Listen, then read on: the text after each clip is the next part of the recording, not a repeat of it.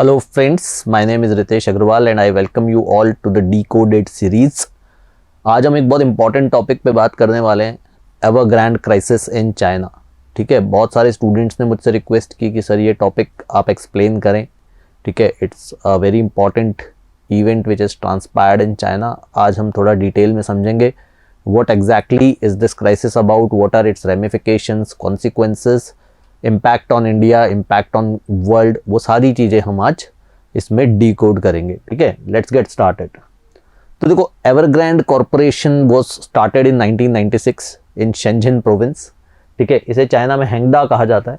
ठीक है, तो इंपॉर्टेंट फैक्ट्स मैंने हाईलाइट किए यहाँ पे। Evergrande known as Hengda in China was founded in Shenzhen by a guy called Xu Jiayin इन 1996। ठीक है, तो इनिशियली ये बिजनेस बॉटल्ड वाटर के तौर पे शुरू हुआ था। It started out in 1996 selling bottled water, then pig farming, और आज की तारीख में ये एक बड़ा कॉन्ग्लोमरेट है, बहुत सारे बिजनेसेस हैं, but it is known for its real estate business. ठीक है, it also owns a professional soccer club, Guangzhou football club, जिसमें इन्होंने टॉप इटालियन कोचेज रखे हैं। It went on to win Asia cup. ठीक है, तो as money started coming in, the businessman Zhu Ziyain started to diversify his business, but largely it's known for its real estate exposure. The group manages more than 500 million square meters of land. लगभग एक छोटे शहर के बराबर इतनी ज़मीन इनके पास है। 500 million square meters of land and projects in China. ठीक है, तकरीबन 1.2 लाख एम्प्लॉइज़ हैं, 38 लाख कॉन्ट्रैक्टर्स के साथ काम करता है। ये फिगर्स याद रखने ज़रूरी नहीं है, इसीलिए मैंने इनको हाईलाइट भी नहीं किया। This is just to tell you the kind of scale it has, कि कितना बड़ा कॉर्पोरेशन है। It is also Fortune global 500 group enterprise and is listed in Hong Kong. It had a sales of about $110 billion last year. तो it's a huge corporation. The whole idea of conveying this information is it's a very big organisation in China, and that's why this becomes all the more pertinent। अब ये organisation 96 में establish हुआ, इतना बड़ा कैसे बना, उसकी भी एक कहानी है कि चाइना की जो पॉलिटिक्स है उसका एक बहुत इंपॉर्टेंट रोल है। 96 जब ये एस्टैब्लिश हुआ, that was the time when real estate boom was about to take off. ठीक है, local governments in China are highly reliant on land sales for revenue. तो चाइना का मॉडल ऐसा है कि वहाँ की जो लोकल गवर्नमेंट्स हैं, प्रोविंशियल गवर्नमेंट्स हैं, they rely highly on land sales. ज़मीन की सेल पे उनके काफ़ी हद तक रेवेन्यूज डिपेंड करते हैं, और उसी रेवेन्यूज से वो अपने गवर्नेंस प्रोग्राम्स रन करते हैं, चाहे वो सोशल वेलफेयर प्रोग्राम्स हो, इंफ्रास्ट्रक्चर प्रोग्राम्स हो। So they need to continuously develop new commercial and residential real estate in order to continue to make local revenues to run the government. तो उनको basically अपनी governance run करने के लिए जो पैसा है वो रियल एस्टेट डेवलप करके बेचने से मिलता है। This is why the real estate market, I mean the sector itself grew, and more so Evergrande grew so big and grew so big so quickly. ठीक है, बट हुआ क्या, अब ऑब्वियसली आप अगर इतना पैसा लगा के कोई चीज़ बना रहे हो, ठीक है, पैसा तो ऑब्वियसली बनने के बाद मिलेगा आपको, तो उससे बिल्डिंग, लेट से आप अपार्टमेंट बना रहे हो या कोई कॉम्प्लेक्स सोसाइटी बना रहे हो, कॉम्प्लेक्स बना रहे हो, तो ऑब्वियसली उसके लिए पैसा चाहिए, राइट। तो वो पैसा लार्जली डेट से आता है कि आपने कहीं ना कहीं से पैसा उधार लिया है, राइट। तो as China's economy powered in part by real estate growth, its debt levels also grew. ठीक है, तो जब एवरग्रांड इतने बड़े बड़े प्रोजेक्ट्स बना रहा था तो ऑब्वियसली इट गॉट लीवरेज, इसने काफ़ी सारा पैसा मार्केट से उठाया, and it got into the, जो आपने इंडिया में भी मॉडल्स देखे होंगे कि आपने बिल्डिंग बनाना शुरू किया, मार्केट से पैसा उठाया, बिल्डिंग बनाने से पहले उसे बेच दिया, प्री सेलिंग कर दी। इस तरह के मॉडल्स पे इस पूरे ऑपरेशन में काम किया। ठीक है, तो initially Chinese authorities were reluctant to take more extreme steps to reduce debt. देखो, ग्रेजुअली चाइना की इकोनॉमी को समझ में आने लग गया, ठीक है, कि डेट बहुत ज़्यादा बढ़ रहा है, अनसस्टेनेबल लेवल पे बढ़ रहा है, इतना सारा डेट हो चुका है कि शायद मुश्किलें आ जाए आगे जाकर के कॉर्पोरेशन को लेकर के। But they were reluctant to take extreme steps. मुश्किल स्टेप्स उन्होंने उस समय लिए नहीं, उसे बढ़ने दिया। ठीक है, जैसा किसी भी क्राइसिस में होता है। हुआ क्या कि लास्ट ईयर जो शी जिनपिंग आपकी गवर्नमेंट है, उन्होंने मुश्किल स्टेप्स लेने शुरू किए, टफ स्टेप्स लेने शुरू किए। वहाँ के सेंट्रल बैंक ने एक 3 रेड लाइन करके कॉन्सेप्ट दिया। उन्होंने कहा कि अब कोई जो नई इंफ्रास्ट्रक्चर कंपनी है या कोई भी इंफ्रास्ट्रक्चर कंपनी है या हाउसिंग कंपनी है या रियल एस्टेट कंपनी है, वो तब तक और डेट नहीं उठा सकेगी और लोन नहीं ले सकेगी जब तक वो अपने कुछ फाइनेंशियल टारगेट्स, जो वो 3 रेड लाइन्स हैं, उनको मीट नहीं कर दें। So that would force indebted developers to start deleveraging, मतलब उनको अपने लोन्स चुकाने और नए लोन्स वो ले नहीं सकते जब तक कि उनके तीनों फाइनेंशियल क्राइटेरियाज मीट नहीं हो जाए, तीनों रेड लाइंस मीट नहीं हो जाए, ठीक है। This started creating problems for corporations like Evergrande. उसके बाद क्या हुआ कि शी जिनपिंग साहब का कमेंट भी आ गया कि houses are built to be lived in not for speculation. तो वो जो आर्टिफिशियल बूम था या जिसे हम कहते हैं बबल था, ठीक है, मकानों के आसपास, क्योंकि मकानों पे ज्यादातर स्पेकुलेशन हो रहा था, इन्वेस्टमेंट प्रॉपर्टीज बन रही थी, तो वो रियल एस्टेट मार्केट का बबल फूटा तो प्राइजेस नीचे जाने लगी। फिर गवर्नमेंट ने कुछ ऐसे मेजर्स भी इंट्रोड्यूस किए जिसने लोगों को सेकंड होम परचेज करने से रोका, ठीक है, क्योंकि गवर्नमेंट ने कहा कि यार आप रहोगे तो एक घर में, अब आप second home third home create कर रहे हो, तो basically you are basically investing money, और इन्वेस्टमेंट डिमांड वो हाउसिंग से थोड़ा सा कम करना चाहते थे, उसमें स्पेकुलेशन को खत्म करने के लिए। तो सेकंड होम के लिए स्ट्रिंजेंट प्रेजर्स आए, और उसके बाद क्या हुआ, हाउसिंग प्राइजेस डिफ्लेटेड, ठीक है, मकानों के प्राइस गिरने लगे, and which made life tougher for all these organisations, ठीक है। अब आज की तारीख में क्या सिचुएशन है, कंपनी के पास $300 बिलियन के लोन्स हैं, ठीक है, इसकी क्रेडिट रेटिंग नीचे गिरा दी गई है, स्टॉक प्राइस 80% तक कम हो गया है, ठीक है। It is struggling to make interest payments, ये पिछली इंटरेस्ट पेमेंट पे बकायदा नहीं दे पाई है, and there is obviously repercussions, क्योंकि इतना बड़ा ऑर्गेनाइजेशन जब कोलैप्स करता है तो पूरी दुनिया के स्टॉक मार्केट्स पे फर्क पड़ता है, तो दुनिया भर के ग्लोबल मार्केट्स ने डिप देखा है, ठीक है। इसके अलावा अगर हम टेंजिबल टर्म्स में वैसे देखें तो 800 अनफिनिश्ड रेजिडेंशियल बिल्डिंग्स हैं जो एवरग्रांड कॉर्पोरेशन को बनानी है, जिसके लिए इन्होंने पैसे लिए हुए हैं, बट ये बिल्डिंग्स बनी नहीं है, ठीक है। कई अनपेड सप्लायर्स हैं इस बिल्डिंग्स के लिए, इन लोगों ने कई लोगों से रॉ मटेरियल लिया है, कई कंपनी से रॉ मटेरियल लिया, उनको पेमेंट किया नहीं है।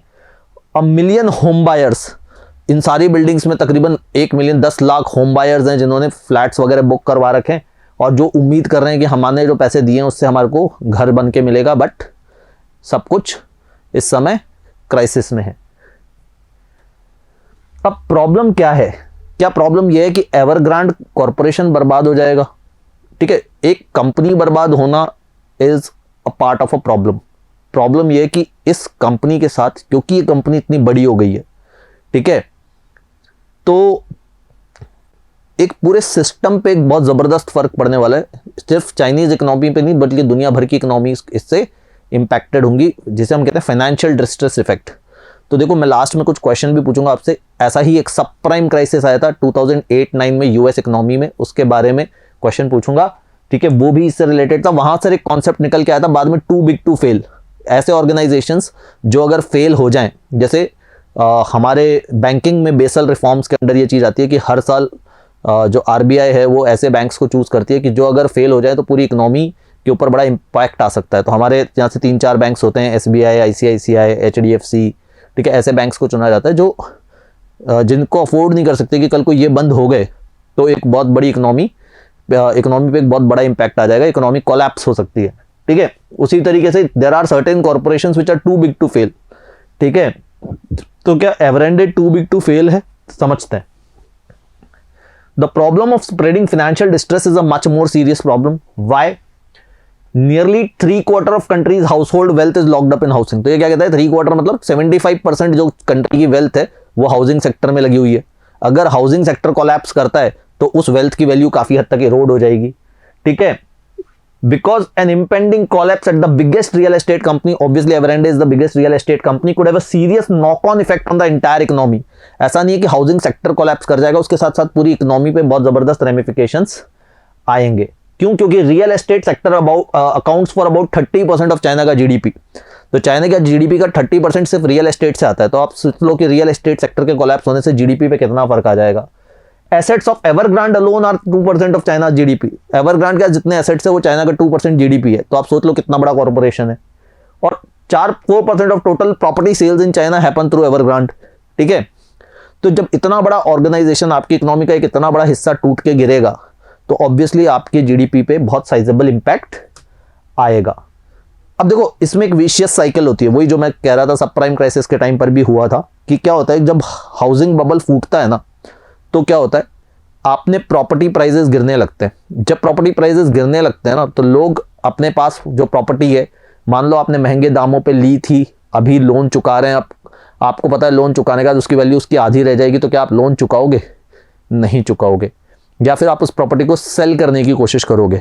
सेल करने की कोशिश करोगे तो क्योंकि दाम गिर रहे हैं तो वो और कम पे सेल होगी, ठीक है, जब मार्केट में सप्लाई बढ़ जाएगी, ज़्यादा बेचने वाले होंगे और कम खरीदने वाले होंगे, तो ऑटोमेटिकली प्रॉपर्टी प्राइसेस और गिरेंगे। तो जब क्राइसिस होता है ना, तो जो चीज़ पहले ही गिर रही है वो और तेज़ी से नीचे गिरती है। सिमिलर किसी भी चीज़ में ऐसा होता है, स्टॉक प्राइसेस में भी यही होता है। जब स्टॉक मार्केट गिरने लगता है और लोग ज़्यादा बेचने लगते हैं, तो ऑटोमेटिकली स्टॉक्स के प्राइसेस और तेज़ी से नीचे गिरते हैं। The same thing happens in the housing. तो there is a fear that they are likely to try to sell these assets to satisfy their liquidity needs, and this will disrupt the real estate market further. That is the same thing which will happen with China also. उसके अलावा एक बहुत बड़ा problem है कि जब real estate market, देखो अपने आप में consumer of a lot of things होता है। बहुत सारा कंस्ट्रक्शन रॉ मटेरियल चाइना के पास से आता था, दुनिया भर से आयरन ओर आता था, दुनिया भर से स्टील आता था, ठीक है, चाइना के हाउसिंग मार्केट में, इंक्लूडिंग इंडिया से भी बहुत सारा आयरन ओर जाता था। तो जब ये मार्केट कोलैप्स करेगा, तो ऑब्वियसली जो मेटल कंपनीज हैं, जो इंडिया, जिनके लिए चाइना एक कंज्यूमर था, ठीक है, वो ऑटोमेटिकली इंपैक्टेड होंगी, उनको नुकसान होगा। तो China is world's largest user of construction material, decline in property activity would have ramifications for global steel and construction material industry, special impact on steel and iron ore prices will impact the earnings of companies in that sector including those based in India। तो अब crisis हमने समझा क्यों हुआ, उसके क्या ramifications है, क्या कॉन्सिक्वेंसेज हैं, इंडिया पे क्या इंपैक्ट आ सकता है, दुनिया पे क्या इंपैक्ट आ सकता है। अब अपन बात करते हैं वे फॉरवर्ड, आगे जाकर के क्या हो सकता है। तो जब भी कोई इस तरह का क्राइसिस होता है, तो दो चीज़ें हो सकती है, या तो वो कंपनी को डूबने दिया जाए। अगर एज अ पॉलिसी मेकर मेरे पास क्या ऑप्शन है, या तो मैं कंपनी हो रही है बर्बाद होने दूँ, या मैं उसे बचा लूँ। दो ही ऑप्शन हो सकते हैं। तो अगर इसे मैंने बर्बाद होने दिया, if Evergrande is allowed to fail, तो क्या हो सकता है, जिन लोगों ने घर बनाने के लिए पैसे दिए थे, उनके घर कभी बनेंगे नहीं, ठीक है। जिन लोगों ने कंपनी के वेल्थ मैनेजमेंट प्रोडक्ट्स खरीदे थे, ठीक है, इनके जो फाइनेंशियल प्रोडक्ट्स थे, जिन्होंने रियल एस्टेट में इन्वेस्ट किया था, उनकी वैल्यू शार्पली रिड्यूस हो जाएगी, ठीक है।